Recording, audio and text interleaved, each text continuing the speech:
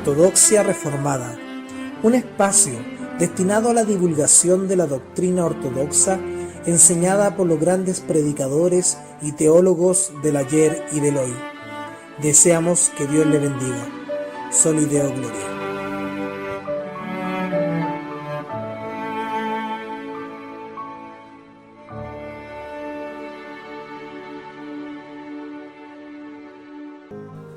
Explicación de los 10 mandamientos, institución de la religión cristiana por Juan Calvino. El primer mandamiento, Éxodo capítulo 20, versículo del 2 al 3. Yo soy Jehová tu Dios, que te saqué de la tierra de Egipto, de casa de servidumbre. No tendrás dioses ajenos delante de mí. Poco importa que consideremos la primera frase como parte del primer mandamiento, o si la ponemos aparte considerándola el prólogo de toda la ley. En primer lugar, cuando se dictan leyes, hay que preocuparse de que no corran el peligro de ser abolidas a causa del menosprecio o del desdén que provoquen. Por eso, el Señor se anticipa a ese peligro desde el principio, para impedir que se menosprecie la majestad de la ley, y eso por 3 razones. Él se atribuye el derecho y el poder para mandar. Al hacerlo, mueve a su pueblo elegido a la obediencia.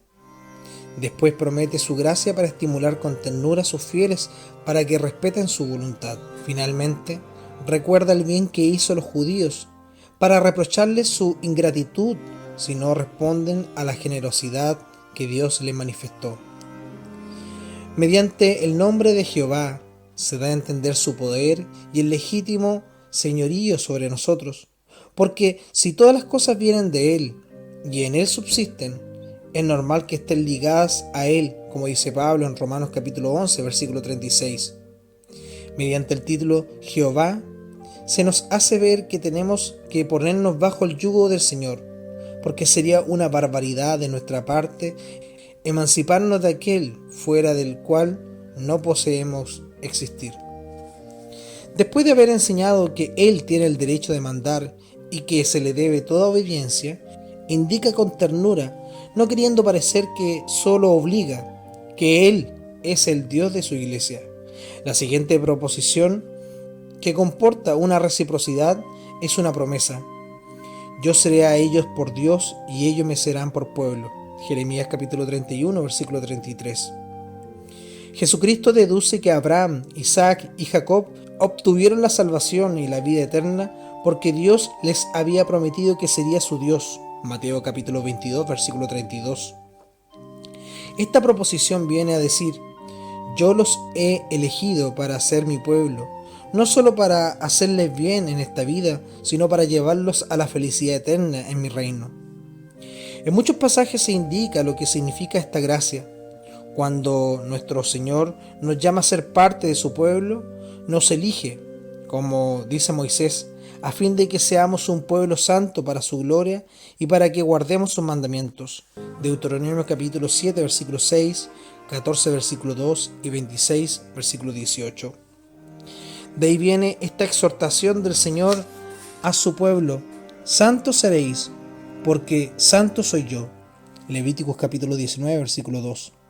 Estos textos explican la reprensión de Dios transmitida por sus profetas. El Hijo honra al Padre y el siervo a su Señor. Sí, pues, soy yo Padre, ¿dónde está mi honra? Si soy Señor, ¿dónde está mi temor? Malaquías capítulo 1, versículo 6. En consecuencia, Dios cuenta el bien que ha hecho a sus siervos para tocar sus corazones, porque la ingratitud es un delito más detestable que los demás. Dios mostraba entonces al pueblo de Israel los beneficios que le había concedido, tan grandes y admirables que era justo guardar un recuerdo eterno de ellos. Por otra parte, era un momento apropiado para hacerlo. El Señor precisa que liberó a los israelitas para que le reconociesen como autor de su libertad, honrándole y obedeciéndole. Del mismo modo, para animarnos a servirle, el Señor tenía la costumbre de darse algunos títulos que le distinguieran de los ídolos paganos. Como ya he dicho, estamos tan inclinados a la vanidad y con ella somos tan osados que, en cuanto se nos habla de Dios, nuestra mente no puede evitar entregarse a locas fantasías. para ponerle remedio, el Señor dará títulos de su divinidad y así nos impide divagar y fabricarnos tontamente algún nuevo Dios, dejándole a Él, que es el Dios vivo. Por eso los profetas, cuando quieren describir y presentar correctamente a Dios, siempre ponen delante los atributos y los signos por medio de los cuales Dios se manifestó al pueblo de Israel. Cuando se le llama Dios de Abraham o de Israel, Éxodo capítulo 3, versículo 6, y cuando se sitúa en el templo de Jerusalén en medio de los querubines, Amós capítulo 1, versículo 2, Salmo 80, versículo 2, Salmo 99, versículo 1, Isaías capítulo 37, versículo 16. Todas estas expresiones no se colocan ahí para ceñirle a un sitio o a un pueblo, sino para fijar el pensamiento de los creyentes en el único Dios verdadero que presenta la alianza hecha con su pueblo de Israel.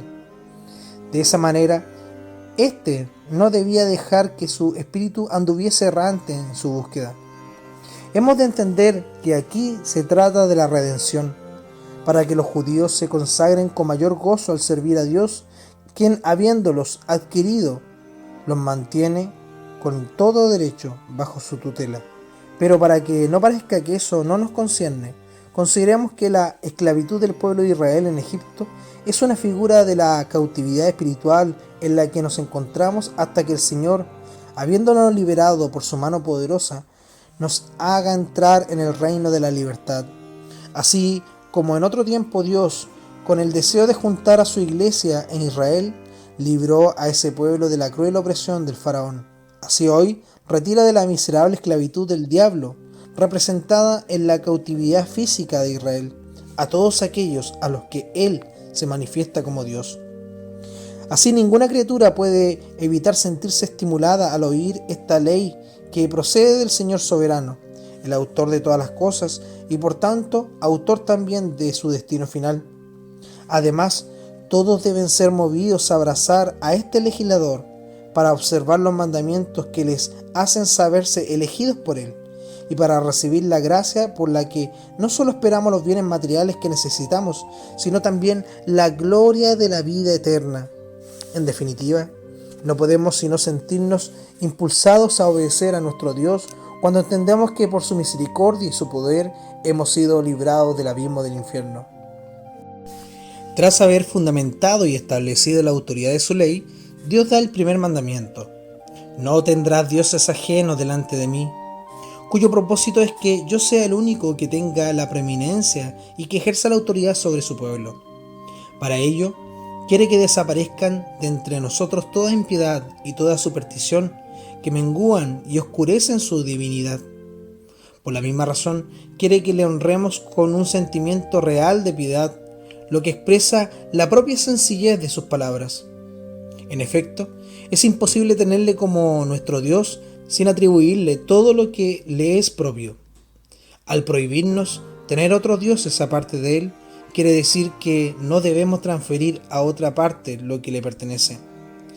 Son innumerables las cosas que le debemos a Dios, pero se pueden agrupar en 4 expresiones: la adoración a la cual está ligado el servicio espiritual de la conciencia, la confianza, la invocación y la acción de gracias.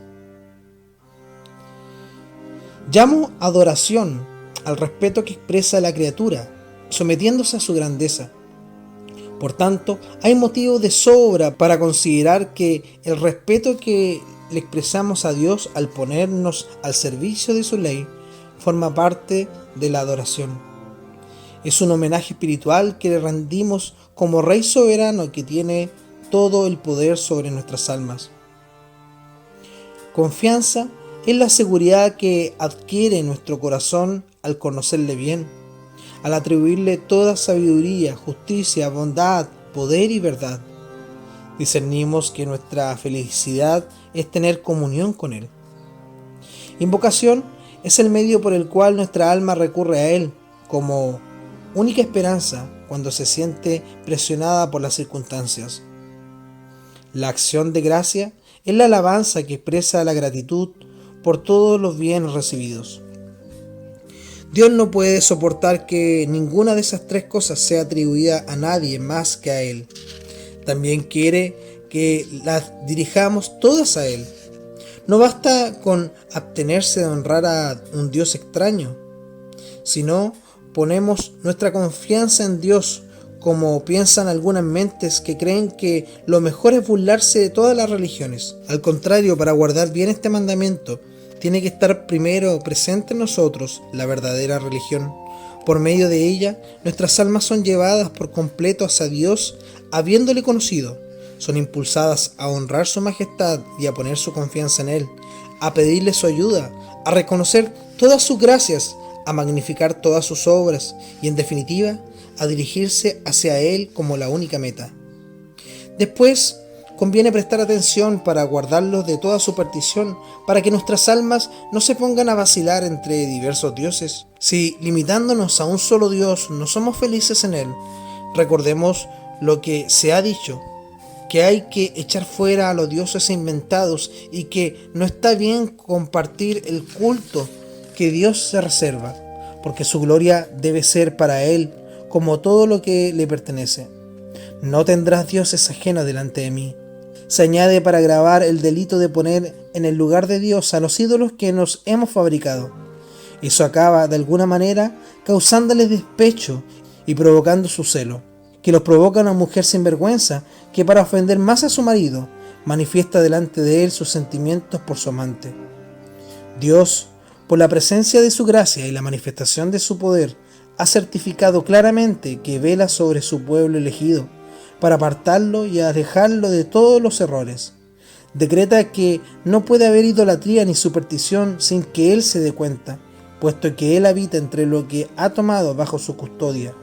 La impiedad hace gala de una gran impertinencia, porque cree que engaña a Dios ocultándose detrás de subterfugios. Pero el Señor declara que nada de lo que maquinamos e imaginamos le es oculto.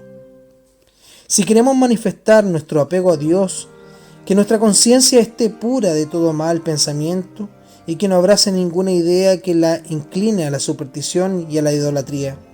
El Señor demanda que la gloria de su divinidad sea completamente reconocida, no solo en nuestra confesión exterior, sino también en lo secreto de nuestro corazón, porque nada escapa de su vista.